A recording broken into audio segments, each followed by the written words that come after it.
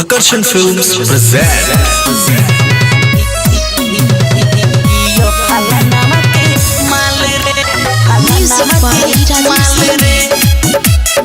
DJ विकास सिमरही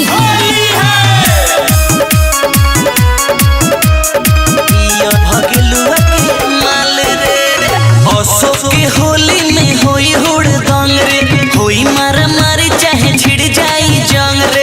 अरे चंदन भाई सुना जंग रे।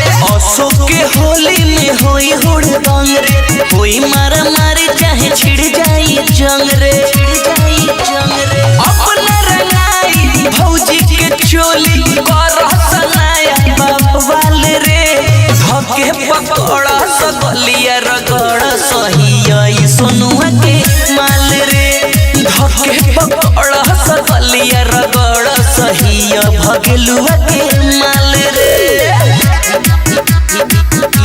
फलाना के माल रे, फलाना के माल रे, भगलुआ के माल रे। लहंगा उठा के झोंकल जाई धूरा, सारा खोवाई से कर करल जाई पूरा। अरे रविंद्र भाई अरे छोड़े के नहीं के हो।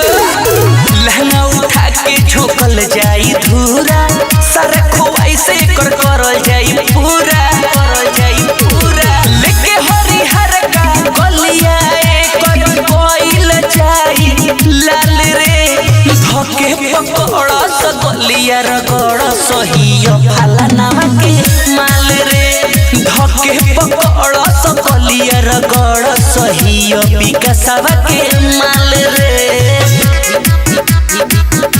फलाना के माल रे, फलाना के माल रे। Recording studio Narkatiaganj.